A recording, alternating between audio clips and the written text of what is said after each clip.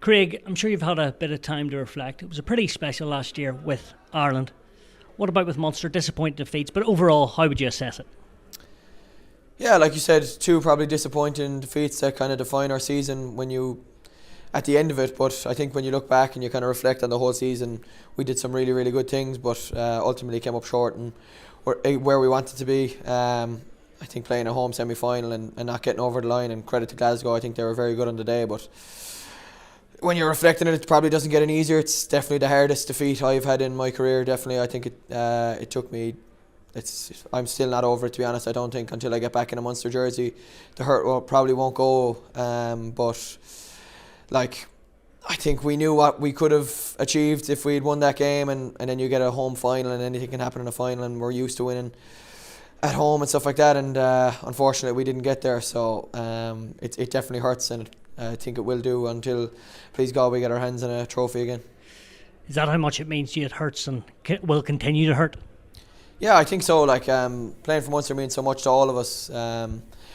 What a cliche, really, but like I think growing up around the province and absolutely loving them the whole way up, and then when you get to play with them, kind of like the love builds, and then you start winning with them, you start losing with them, and it even grows bigger than you think. And then obviously playing at home in front of a packed out stadium, and then losing and coming up short where you don't want to come up short, I think that hurts an awful lot. And like I said earlier, it's going to hurt it until we get our hands on the trophy again. But you did have some great days in green, a Six Nations Championship and a win in South Africa as well. I know you were injured for one of them, but how much have you enjoyed it in general? Oh, it's been brilliant. Irish camp is unbelievable. It's exactly where you want to be. I mean, you have the time of your lives up there. The group is incredible. The memories we make are really, really special, and almost kind of pinch yourself moments back to back. Six Nations is something I never even thought of about growing up, but then when you get closer, it's unbelievable. And to do that, I probably wanted to play a bit more in the Six Nations this year to kind of look back at it and make it like a special memory for myself and stuff like that. Like not playing the last game is always hard to kind of like think it's yours, but I suppose you put in an awful lot of work to get to that point. So. And the battle with Conor Murray at club and international seems to have gone on forever. Last year you had your most starts, for a year. You'll say you don't, or maybe you don't have the jersey, but at the moment you have got the more starts at 9. What's that battle like in the competition? It's unreal. Ever since I've came into the setup, he's been very, very good to me, and I think we're good mates and we can bounce things off each other. We're definitely competitive with each other, but it's a good competitiveness. I think it's never nasty. We both want our teams to succeed so much, and I think we'll do anything to make that happen. So we kind of bounce off each other. Like I said, we're good mates, and I want to take the 9 jersey. I presume Conor wants it as well. So it's been great. You made your debut in 2019, and hopefully this year you'll make your 100th appearance in red. What would that mean to you and your family?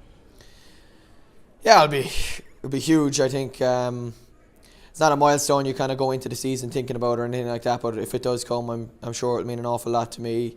It'll probably be an emotional enough day, but for my family it's probably even more so. And then your mates that you kind of grew up with, I think it's probably special to see one of their mates play 100 games for the club they all love. So I think it'll be a really cool day, please God, touch wood. You've worked with plenty of 10s, a new one coming to Munster, Billy Burns. Yep. Maybe kick pass is a serious threat. How much have you enjoyed that relationship if you worked the last couple of weeks with him in pre-season and maybe at Ireland Cup back in the day? Yeah, I know him from Irish camp, so Billy's a great fella, great character, always kind of buzzing and happy, great fella to be around and stuff like that, but he's got real quality on the field as well, and I think he'll be a great signing for us. Of course, Crowley, Jack is really taken the mantle. In fairness, he's taken it by the balls the last 2 years, and he's been unbelievable, I think. But Billy will be a great addition to our squad. I think you saw how much he meant to the Ulster players, the Ulster crowd, all the quality that he brought to Ulster as well. He really knows how to dictate a game and kind of manage a team and stuff like that. So I think he'll be really good for us. And I've only been in for the last 2 or 3 weeks, but I've seen what he's been about, and he's been brilliant around the squad, and he's really driving it already, so it's great to see. I know you've played at the weekend or your squad in a pre-season against Bath. You have a few more, but then Connacht, first URC. Bit of a rivalry there as well, an Irish rivalry. It's such a good way to start the season. Yeah, it's brilliant. I think like with the season being so long last year, probably people outside of rugby probably got a bit of rugby fatigue, so there's no better way to kind of kick back the season and start off with an interpro that means so much to both teams and the whole of Ireland really. So it'll be great. Hopefully it'll be a great day in Thome Park. And finally, everyone will sit here and say we want to win trophies.